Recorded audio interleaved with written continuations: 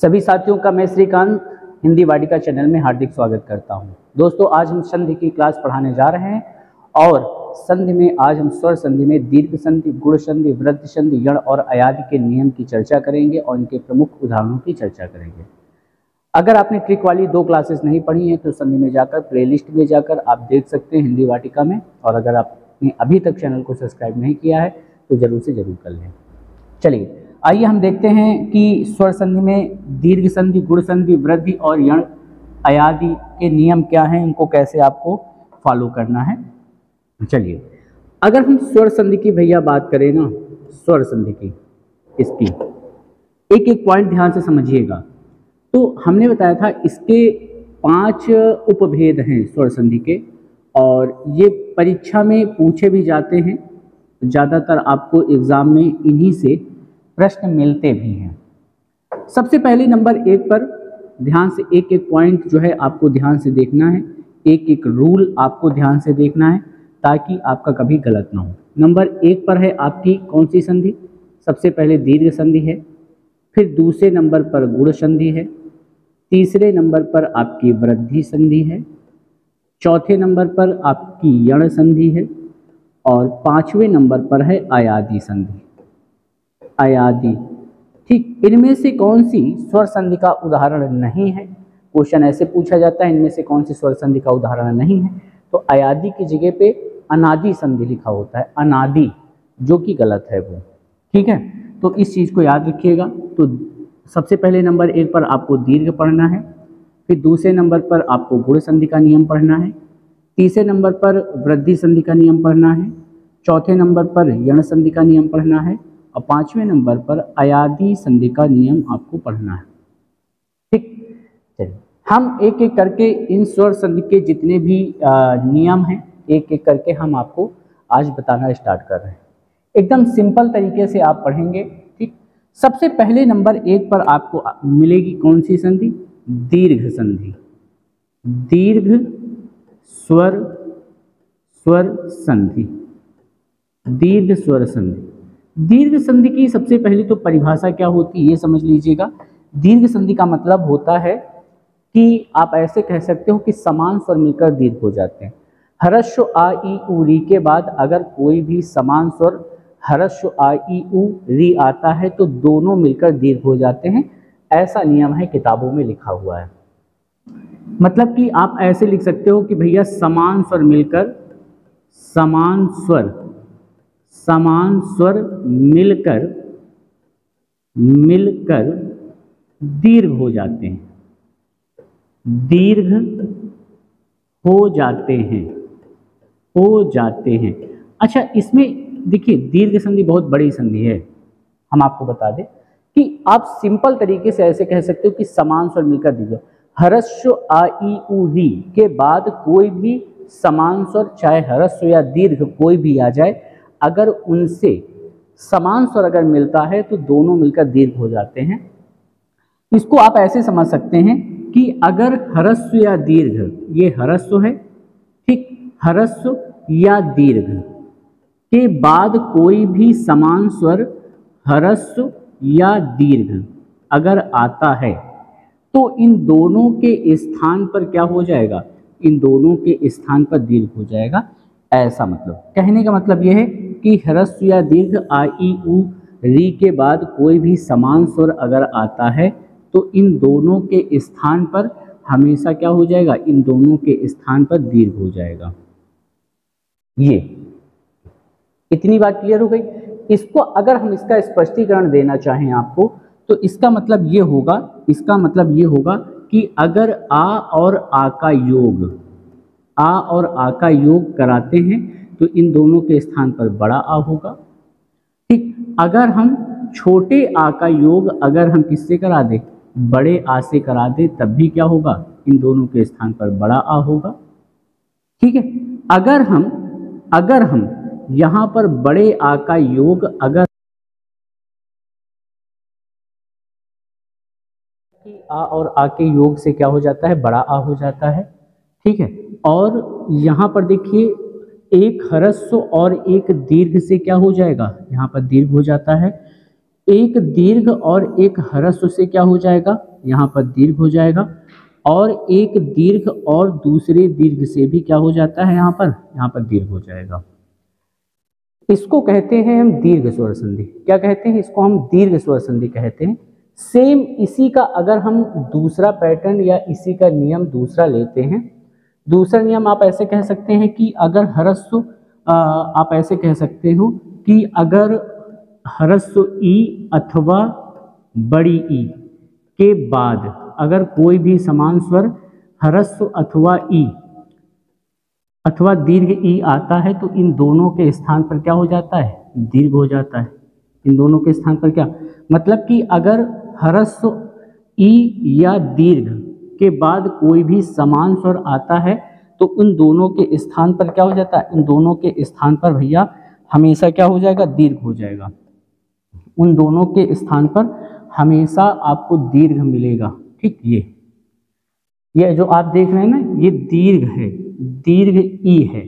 ठीक, इसका मतलब आप ऐसे कह सकते हो कि अगर कोई भी ई अथवा ई के बाद, देखिए समान स्वर है ना, अगर दोनों आते हैं तो इन दोनों के स्थान पर क्या हो जाएगा, इन दोनों के स्थान पर बड़ी ई हो जाएगा।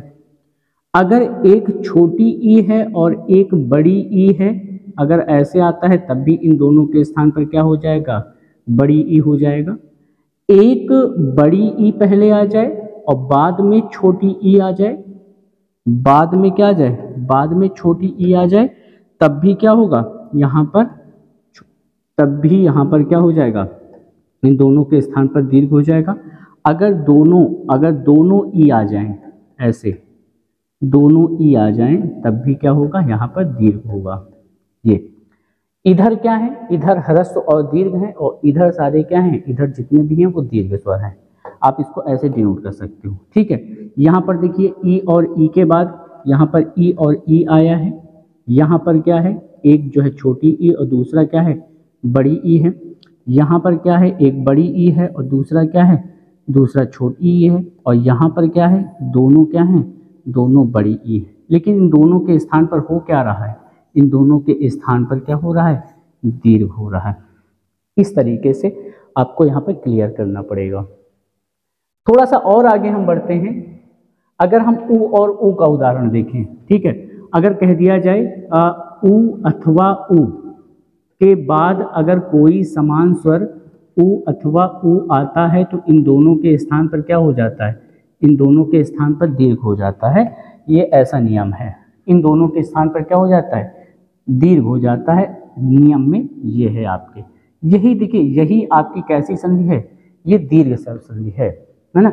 इसमें दीर्घ आपको दीर्घ स्वरों का इस्तेमाल किया जाएगा, जिसमें से दीर्घ स्वरों की संख्या कितनी मानी गई है, दीर्घ स्वरों की संख्या 3 मानी गई है यहाँ पर। इसको आप ऐसे कह सकते हो कि अगर उ अथवा उ के बाद कोई समान स्वर आए तो हमेशा दीर्घ हो जाएगा। ठीक, अगर एक छोटा उ और एक बड़ा उ आता है तब भी क्या हो जाएगा, तब भी दीर्घ हो जाएगा। एक उ, एक बड़ा उ और एक छोटा उ आता है तब भी क्या हो जाएगा, यहाँ पर बड़ा उ हो जाएगा। और जब दोनों बड़े उ आ जाएं, ठीक है, तब भी वहाँ पर क्या हो जाएगा, बड़ा उ हो जाएगा। तो इधर क्या है, इधर आपको सारे मिल जाएंगे कैसे स्वर, इधर आपको यहाँ पर मिल जाएंगे आपको, देखिए यहाँ पर आपको ह्रस्व या दीर्घ मिल रहे हैं, ऐसे कह सकते हो आप। ठीक, यहाँ पर क्या है, ये देखिए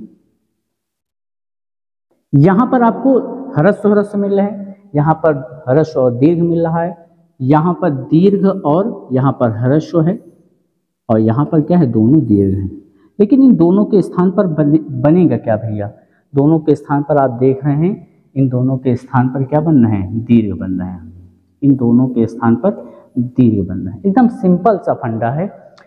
आप ये समझिए, चाहे ह्रस्व या दीर्घ कोई भी आए, लेकिन समान स्वर होने चाहिए, सजातीय स्वर होने चाहिए, तभी वहाँ पर कौन सी संधि होगी, दीर्घ संधि होगी। अब इनके देखिए एक एक उदाहरण यहाँ पर आप देख लीजिएगा, फिर यहाँ से हम वीडियो क्लोज कर देंगे। जैसे कह दिया जाए, छोटा सा उदाहरण है इनका, देखिएगा, जैसे कह दिया जाए देवालय, देवालय, इस तरीके से देवधन आलय, बीच में बड़े आ की मात्रा, ठीक है, देवालय। जैसे कह दिया जाए मदिरालय, मदिरालय ऐसे कह दिया जाए, ठीक है, इस तरीके से मदिरालय, ठीक। पुस्तकालय, पुस्तकालय ऐसे उदाहरण, ये उदाहरण बहुत इंपॉर्टेंट हैं। ई का उदाहरण देखो, जैसे कह दिया जाए नदीस, ठीक, नदीस हो गया। जैसे कह दिया जाए गिरीश, गिरीश हो गया, इस तरीके से। जैसे कह दिया जाए कपीस हो गया, कपीस, इस तरीके से, है ना, कपीस हो गया।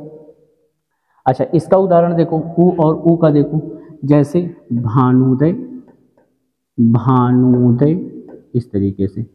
भू धन ऊर्जा बराबर भूर्जा, इस तरीके से। भूर्जा ऊ की ही मात्रा का है, भानुदय हो गया, ठीक है, इस तरीके से। और भी उदाहरण ऊ और ऊ के मिल सकते हैं। भानुधन उदय बराबर भानुदय, भूधन ऊर्जा बराबर भूर्जा, ठीक। तो एक एक दो दो उदाहरण इसके आप देख लीजिएगा। तो ये है आपकी कौन सी संधि? ये है आपकी दीर्घ संधि, ठीक है। आपको ये वीडियो कैसा लगा जरूर से जरूर कमेंट बॉक्स में मैसेज करके बताइएगा।